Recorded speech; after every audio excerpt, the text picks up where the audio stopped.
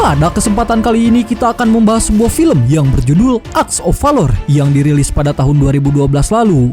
Film yang diangkat dari kisah nyata ini bercerita tentang pasukan elit sniper Amerika yang ditugaskan untuk menjalankan misi pengejaran terhadap seorang teroris paling berbahaya di dunia. Dan dalam film ini juga, Indonesia disebut sebagai salah satu negara pengimpor anggota kelompok teroris terbesar di dunia. Apakah kalian penasaran dengan kisahnya? Daripada kelamaan, kita langsung saja ke alurnya.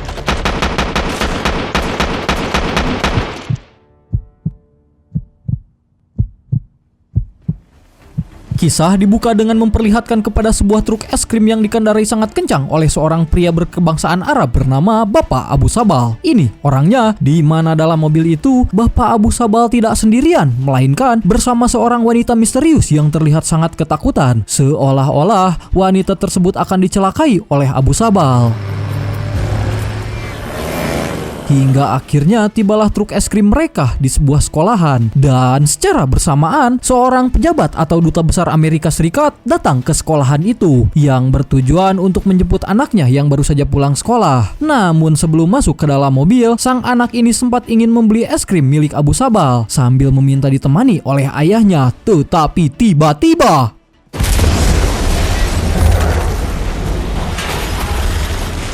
tak lama setelah ledakan itu, media swasta mengabarkan jika duta besar Amerika beserta puluhan anak-anak sekolah dikabarkan tewas dalam ledakan itu. Sementara untuk Abu Sabal sendiri, beliau sempat berhasil melarikan diri menuju perkemahan militer yang terletak di negara Indonesia. Di sisi lain, kita akan diperlihatkan kepada dua orang anggota Napisil bernama Rourke dan temannya bernama Dave, yang kala itu sedang berbicara tentang Rourke yang sebentar lagi Rourke akan memiliki seorang anak bayi dari istrinya. Sehingga untuk merayakan hal tersebut, Dave yang merupakan teman sekaligus sahabat dekatnya pun mulai mengajaknya pergi liburan sebelum mereka kembali menjalankan kewajiban sebagai seorang tentara. Hey, tomorrow Jackie and I are heading down to the beach.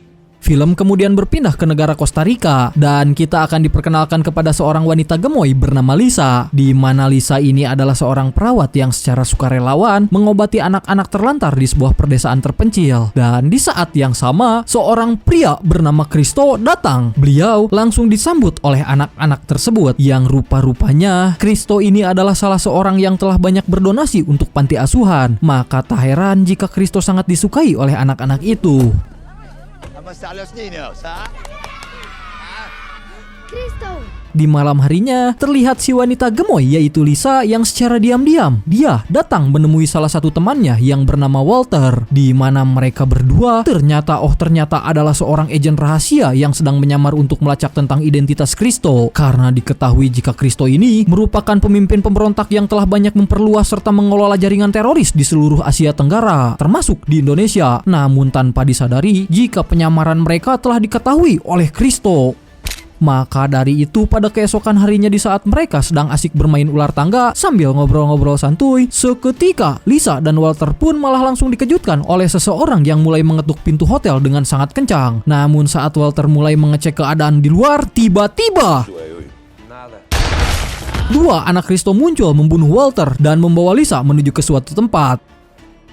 Sejenak kita lupakan mereka dan berpindah kepada 7 anggota Napisil yang diantara lain bernama Ray sebagai ahli IT dan otak-atik komputer, lalu ada Sony dan Ajay sebagai ahli sniper, kemudian ada Mike si tukang rakit senjata, lalu terakhir adalah seorang komandan pasukan bernama Miller, di mana terlihat mereka sedang berkumpul menikmati waktu bersama keluarganya masing-masing, dikarenakan hari ini adalah hari terakhir berlibur mereka, karena di keesokan harinya mereka akan kembali bertugas sebagai pasukan Napisil. Sehingga di keesokan harinya seluruh anggota Napisil pun mulai berpamitan kepada keluarganya masing-masing, di mana meskipun berat meninggalkan keluarga tersayang, tetapi mereka hanya bisa berharap agar suami mereka pulang dengan selamat.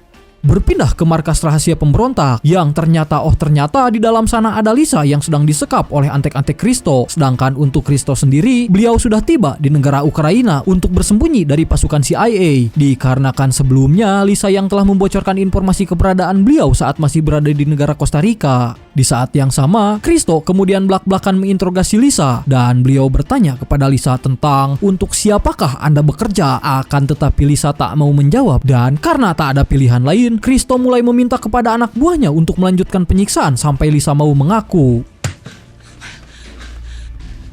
Sejenak kita lupakan mereka dan berpindah kepada anggota Navy SEAL yang baru saja tiba di kamp militer Costa Rica, di mana Miller langsung menjelaskan tentang Lisa yang telah disekap oleh anak buah Kristo setelah penyamarannya sebagai agen mata-mata dari pihak Amerika diketahui oleh pemberontak tersebut, dan tugas mereka sekarang adalah untuk menyelamatkan Lisa yang kemungkinan ada di markas persembunyian Kristo.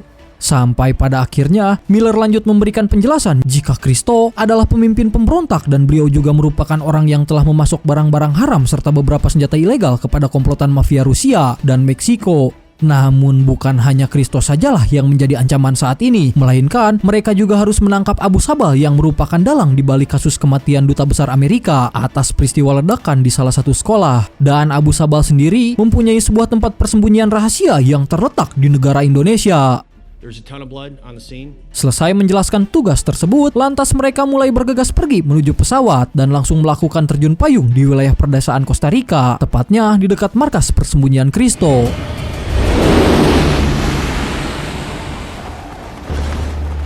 Lalu setibanya di sana, mereka kemudian melanjutkan perjalanan menuju titik lokasi tempat di mana Lisa disekap. Akan tetapi mereka tidak akan langsung melancarkan penyergapan dan hanya bertugas mengawasi markas sebelum tim bantuan tiba di lokasi penjemputan.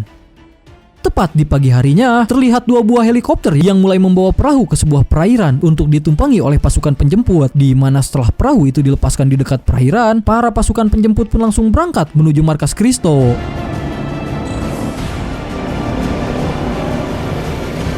Singkat cerita, akhirnya tibalah mereka di markas pemberontak dan mulai menghitung jumlah penjaga yang ada di sana. Sementara untuk Lisa sendiri, karena tak juga mau mengaku, maka si Algojo yang ngamuk pun langsung menyiksanya secara brutal, sampai suara teriakan Lisa terdengar oleh pasukan Navy SEAL. Sehingga Roar mulai memutuskan bergerak dengan 5 anggota Navy SEAL, sedangkan untuk 2 orang sisanya, mereka akan mengintai dari kejauhan menggunakan sniper. Dan tak lama kemudian, inilah yang terjadi.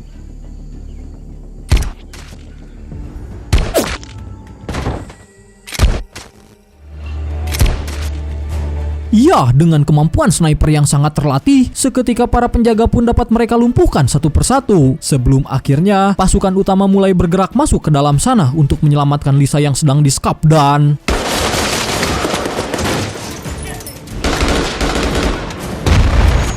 Saat baku tembak itu terjadi, Mike sampai terluka parah karena keserempet peluru tepat di bagian kepala. Namun sebagai pasukan terlatih, pada akhirnya mereka dapat berhasil menghabisi musuh satu persatu tanpa ada yang tersisa. Di saat yang sama, Lisa, si wanita gemoy pun dapat berhasil ditemukan, namun dengan keadaan luka di wajahnya yang sangat parah. Dan di saat yang sama, bala bantuan para pemberontak pun datang ke tempat tersebut, sampai pada akhirnya terjadi kontak senjata dan aksi kejar-kejaran antara kedua pasukan. Sementara di tempat lain, 2 orang anggota Navy SEAL yang mengetahui rekan-rekannya dalam bahaya, mereka langsung bergerak menuju titik penjemputan sambil menghadang antek-antek Kristo dengan menggunakan rudal peledak sehingga...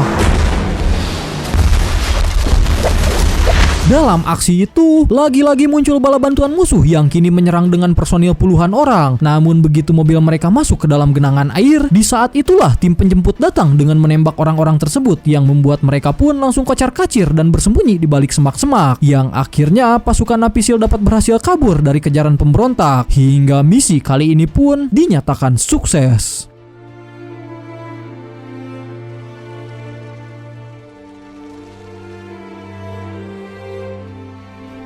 Singkat cerita, film kemudian berpindah ke negara Ukraina dan kita akan diperlihatkan kepada Abu Sabal yang baru saja tiba di salah satu markas pemberontak, di mana tempat itu merupakan sebuah pabrik yang memproduksi rompi peledak alias rompi bundir, dan jika siapa saja yang memakai rompi tersebut, maka mereka dipastikan tubuhnya akan hancur secara berkeping-keping. Di saat yang sama, Abu Sabal bertemu langsung dengan seseorang yang tak lain adalah Kristo, yang ternyata mereka berdua sudah berteman sejak puluhan tahun. Sehingga dari pertemuan itulah mereka rencananya akan membuat sebuah aliansi dengan menggabungkan kedua pasukan untuk meluluhlantahkan negara Amerika, karena diketahui jika Amerika adalah negara yang selalu saja ikut campur dalam urusan mereka, entah itu dalam bidang teroris, bisnis senjata ilegal, barang-barang haram, serta bisnis-bisnis pibangusin lainnya. Namun sayangnya misi itu akan diundur dalam dalam beberapa hari dikarenakan identitas Kristo ini yang sudah diketahui oleh anggota CIA. Doesn't work. You can't change it like that. I need to have the energy or the will to fight the Americans. It's the ivory tower. Sejenak kita lupakan mereka dan berpindah ke sebuah kapal induk Navisial di mana terlihat Miller yang mulai memberikan penjelasan kepada anggotanya terkait rencana Abu Sabal yang akan memburu orang-orang Amerika. Bahkan dirinya akan menghabisi orang-orang tersebut tanpa balas kasihan. Namun Abu Sabal tidak melakukan hal tersebut sendirian, melainkan dia dibantu oleh Kristo yang sangat ahli dalam urusan kabur-kaburan. Bahkan selain ahli dalam menyelundupkan barang-barang haram, Kristo juga mampu membawa Abu Sabal menuju Amerika Serikat tanpa terdeteksi oleh pihak imigrasi.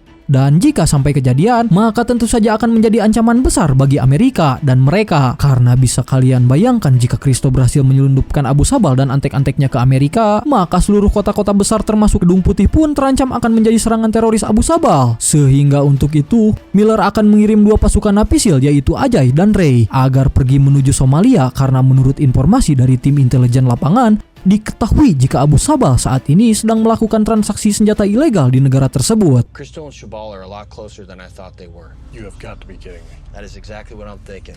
You're going to be around for any questions as they come up? Be cool. Take it easy. Good luck with that baby, Lieutenant.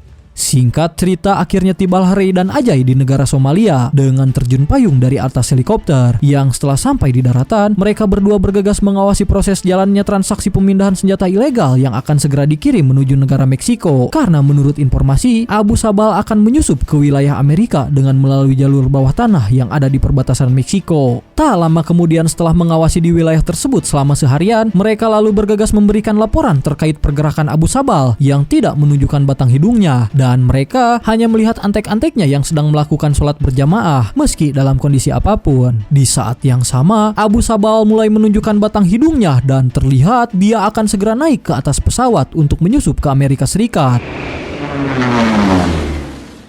Di sisi lain, terlihat pasukan Navisial yang setelah lama melakukan pencarian ke wilayah perairan Pasifik Selatan, akhirnya mereka berhasil menemukan Kristo yang ternyata sedang bersantai di sebuah kapal pesiar bersama para ciwi-ciwi seksoi. Sehingga di sana, pasukan Navisial pun langsung gercep mengarahkan beberapa kapal untuk menangkap dan mengamankan Kristo, sehingga inilah yang terjadi. Selesai menghabisi para penjaga, kemudian Miller langsung bergegas melakukan penangkapan atas semua kasus kejahatan yang dilakukan Kristo, termasuk hubungannya dengan Abu Sabal yang merupakan pemberontak paling dicari di dunia. Maka untuk itu, Kristo yang sudah dalam posisi terkepung pun, beliau menjelaskan terkait sebuah informasi jika pasukan rompi peledak tak lama lagi akan sampai di wilayah Amerika. Dan bukan hanya itu saja, rompi tersebut telah dipasang beberapa fitur ledakan dan akan sulit dilacak oleh alat secanggih apapun.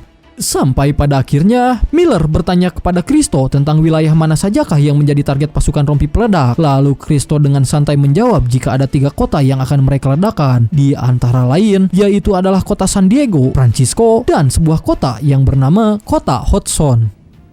Or you were worth a lot of money. You got a friend like you grew up with. Starship. I love the way you say starship. And America is in between.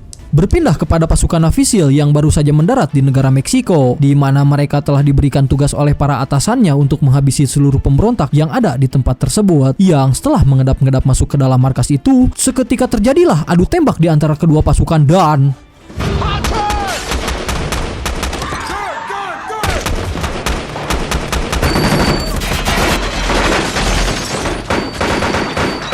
setelah berhasil menghabisi seluruh pemberontak yang ada di sana, kemudian teteh operator yang ada di markas pusat pun mulai menghubungi mereka, di mana atas perintah dari si teteh, mereka akan kembali mendapatkan misi baru untuk menangkap Abu Sabal yang diketahui akan segera menyeberang ke perbatasan dengan melewati terowongan bawah tanah. Maka dari itu, si teteh operator langsung memberikan perintah agar mereka segera pergi ke markas tersebut sebelum antek-antek Abu Sabal berhasil melewati perbatasan Amerika.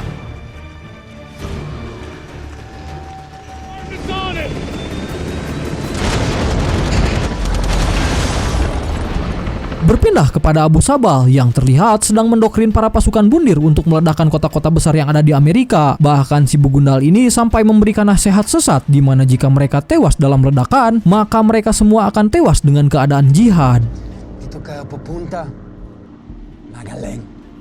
Singkat cerita, berangkatlah mereka menuju wilayah perbatasan dan begitu tiba di sana, mereka langsung disambut oleh seorang letnan dari pasukan Meksiko bernama Asur yang menjelaskan jika misi kali ini akan cukup sulit dilakukan karena Abu Sabal telah melarikan diri ke sebuah wilayah yang menjadi sarang bagi para pemberontak. Dan maka dari itu, mereka semua harus membuat sebuah rencana, yaitu dengan menyewa sebuah mobil besar yang dimana di belakang mobil tersebut akan menjadi tempat persembunyian bagi pasukan Avyssial. Karena jika mereka bergerak secara terang-terangan, maka otomatis para pemberontak akan langsung menyerang mereka tanpa pandang bulu. Selesai melakukan perjalanan melewati perkotaan, akhirnya tibalah mereka di titik tujuan, di mana para pasukan yang telah bersiap dalam posisi bertempur pun mulai bebladagan menyerang markas pemberontak dengan cara seperti ini.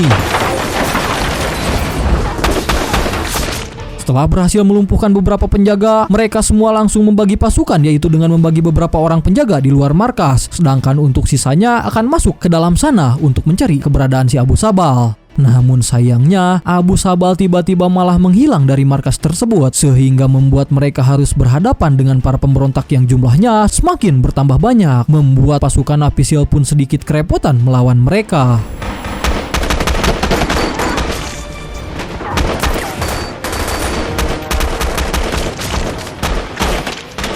Di sisi lain, Abu Sabal ternyata sedang mengadakan pertemuan sambil memberikan arahan kepada antek-anteknya agar pergi menuju lokasi yang sudah ditentukan. Di saat yang sama, dia menyadari jika di luar sedang ada kontak senjata antara pasukan Avyssial dan kelompok pemberontak, sehingga pasukan rompi peledak pun langsung berpencar meninggalkan tempat tersebut. Kembali kepada pasukan Avyssial yang berhasil melumpuhkan beberapa pasukan Abu Sabal, dan setelah itu mereka masuk ke sebuah ruangan sehingga menemukan seorang perempuan yang sedang menangis ketakutan, yang ketika mereka akan menghampiri wanita tersebut, inilah yang terjadi. Akibat ledakan itu membuat markas pun menjadi amburadul, namun untung saja semua pasukan Avyssial dapat berhasil menghindar dari ledakan bom bundir, sehingga mereka memutuskan untuk pergi dari markas dan mencari Abu Sabal ke tempat lain. Saat mereka akan pergi dari tempat itulah salah satu anak buah Abu Sabal tiba-tiba mulai melemparkan granat yang membuat Rourke harus berakhir tewas demi melindungi rekan-rekannya. Di saat yang sama, mereka lagi-lagi malah mendapatkan serangan brutal dari kelompok pemberontak dan mau tidak mau harus menghadapi gerombolan tersebut, sehingga di sisi lain, ternyata Abu Sabal masih ada di markas itu dan sengaja menunggu momen yang tepat untuk melesatkan serangan, membuat beberapa pasukan Avyssial harus kehilangan nyawanya akibat menerima serangan secara mendadak. Di saat Abu Sabal akan mengeksekusi mati pasukan yang telah sekarat, untung saja muncul anggota lain yang berhasil membunuh Abu Sabal dengan cara seperti ini.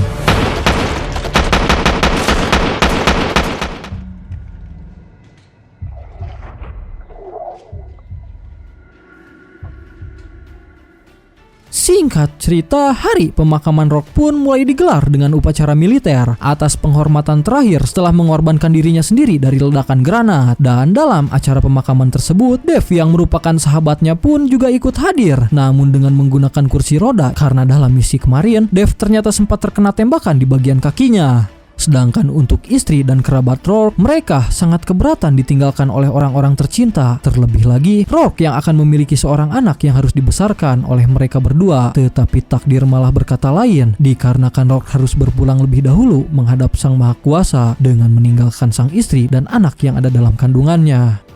Lieutenant Ango!